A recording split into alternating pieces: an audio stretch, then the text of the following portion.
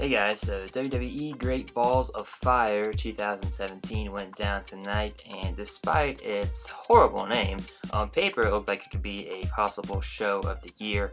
So how was it in terms of reality? Let's break it down.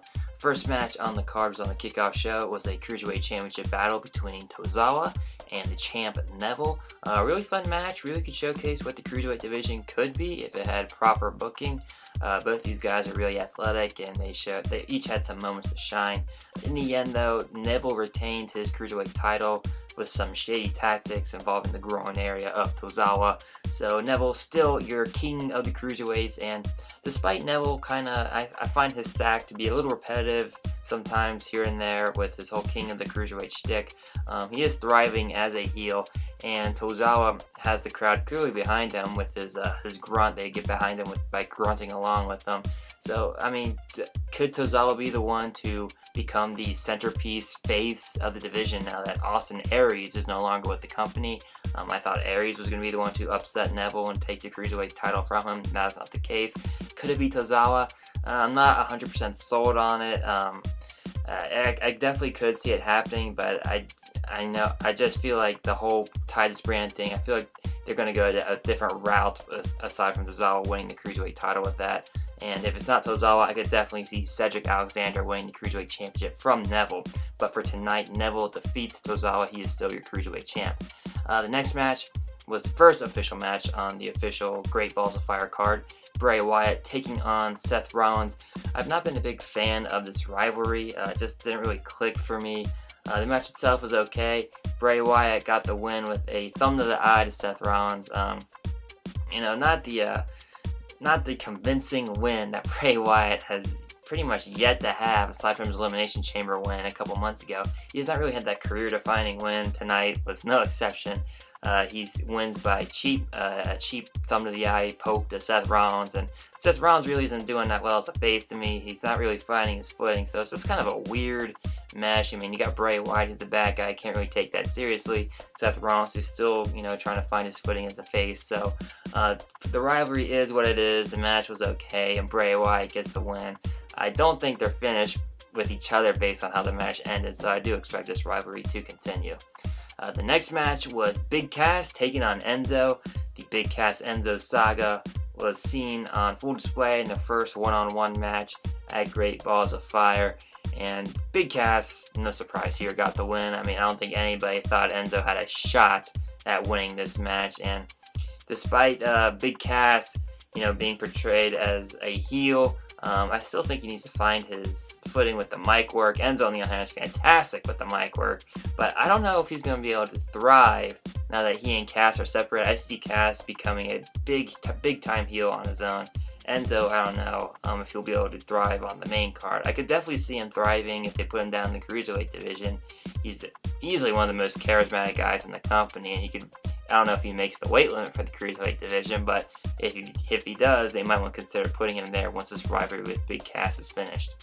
The next match on the card was the Iron Man match for the Tag Team Championships between Sheamus and Cesaro, defending their belts against the Hardy Boys. Fun match. I really enjoyed this match. In the end, Sheamus and Cesaro got the win, four falls to 3. Matt Hardy got busted up. I don't know what happened to him, but the side of his face was covered in blood toward the end of the match. A lot of cool spots in this match. The Hardys still look good. Sheamus and Cesaro, they are, I think they're getting traction as the heel tag team. And I don't know if this rivalry is going to continue. I feel like most of these rivalries on this pay-per-view have been going on forever. And this one, I guess they're going to be a rubber match. Maybe SummerSlam's coming up, so maybe we'll finally end at SummerSlam. And hopefully the Hardys get broken in between then and in between tonight and SummerSlam. I mean, the bloodied about Matt Hardy, that could be the perfect catalyst for them to finally break. So I don't know if WWE's going to pull the trigger on that or not, but Sheamus and Cesaro, they do retain their tag team championships over the Hardy Boys tonight. After that, it was Alexa Bliss versus Sasha Banks. A pretty solid match for the women's title.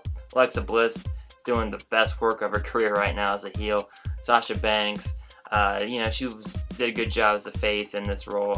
Despite that tease that she was going to turn on Bayley a couple months ago, She's still a face, and Bliss is clearly the heel. And in the end, though, despite the match, it was getting good. Alexa Bliss won via countout, which that's always a crappy ending. No one wants to see that, especially in a title match. But based on the ending, they need the way to continue this feud, and that's definitely one way to continue it. Banks may have won the match, but she didn't really beat the champ, so I'm pretty sure that's how this feud is going to continue. And I don't know if Bayley's going to be reinserted into the title picture. Maybe she may come back as a heel. That's up to WWE, but I don't think they do that, especially with Bliss being the top heel on both Raw and SmackDown for the women's divisions right now. But Banks wins via countout, so Bliss still has the belt, and this feud is definitely not over yet. The next match was the Intercontinental Championship match between The Miz and my boy Dean Ambrose. Okay match, as expected. The Miz Taraj and Maurice got involved and eventually just became too much for Ambrose to overcome. I think Bo Dallas ends up hitting Ambrose in the back of the head, transitions right into the skull-crushing finale. Miz gets the pin, retains the Intercontinental Championship, and I'm pretty sure this is the longest rivalry in WWE today. This stems back all the way from their SmackDown days when they were both on SmackDown still, and it's already July and they're still fighting over the Intercontinental title. So yeah, I don't know if they're going to continue this rivalry. I could definitely see them doing it based on how Miz was acting toward Renee Young on Raw Talk after the show, and based on the shady nature of the ending. So unless Ambrose and Miz move on to other things, I don't know what Miz is going to move on to. I don't really know who's waiting in the wings to challenge him for the Intercontinental title. I don't know who they have lined up for Dean Ambrose to face. But I could definitely see this rivalry continue. Personally, I'm ready for it to be over. It's been a long time. I'd like to see them face new people.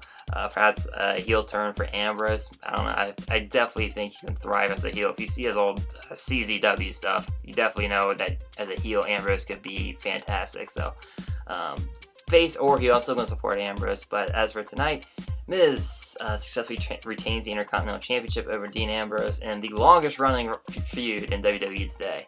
After that, it was Braun Strowman versus Roman Reigns in an ambulance match. To me, this was the match of the night. Started out kind of slow, but picked up nicely. A lot of cool moments here. Reigns ends up pushing Strowman through the LED backdrop toward the entrance stage, and Strowman just goes through it. There's a big hole in the wall now, and the LED's like blinking because it's not working right. And you just see a great visual of Strowman like crawling out of the wreckage toward Roman Reigns, and Roman Reigns has this look on his face where he's like, you can't believe that Strowman's still battling. And in the end, Strowman gets the win. He may have won the battle, but Roman Reigns appeared to have won the war. Reigns is going for a spear, trying to spear Strowman into the ambulance. Strowman just gets out of the way. Reigns flies into the ambulance. He closes the doors. Strowman's your winner. But then Reigns pops out of the ambulance, spears Strowman, throws Strowman in the back of the ambulance, goes into the backstage area and puts it in reverse and just floors it into the back of a semi-truck.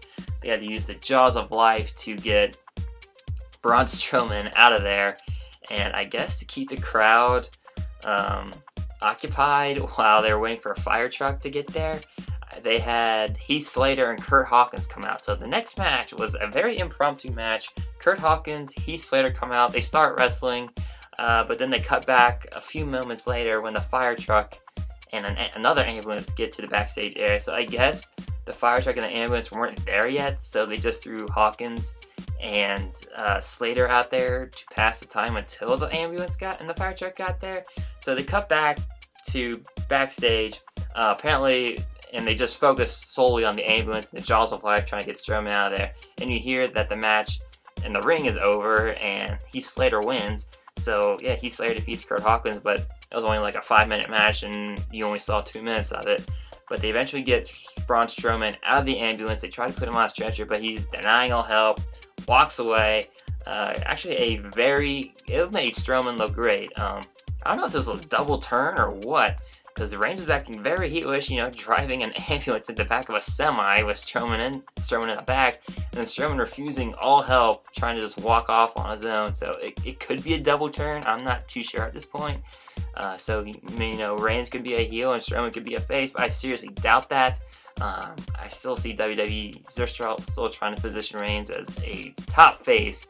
He's bordering that heel face line, but I don't think he's going to turn just yet, and I can't see Strowman as a good guy. So, in my opinion, it was not a double turn, just made Reigns, he's still on that borderline and just trying to make Strowman look like a monster, and having him walk away from being in a ambulance wreck with the back of a semi-truck definitely makes him look like a monster. So, some good booking by WWE there.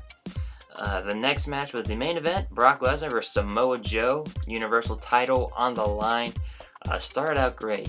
Samoa Joe with a sneak attack on Brock Lesnar, puts him out of the ring, then puts him through an announce table, and I was thinking, okay, this could be a fun match. And then it kind of just evolved into a typical Brock Lesnar match where all he does is German suplexes and F5, and that was it. Joe got some offense in and was trying to choke him out, but Brock, it looked like Joe had Brock on the edge of passing out, and then Brock just pops up, hits him with an F5, and that was it. So, Brock hit his usual shtick, German suplex, F5, 1, 2, 3. See you in a couple months. So that was it. Brock Lesnar retains. Not a very exciting way to end the pay-per-view. And wow, Great Balls of Fire, stupid name. On paper, the card looked great. Didn't really live up to all the hype, in my opinion, once the in-ring action unfolded. But still, a good pay-per-view to watch. Definitely watch it for the ambulance match. That's definitely the match of the night to me.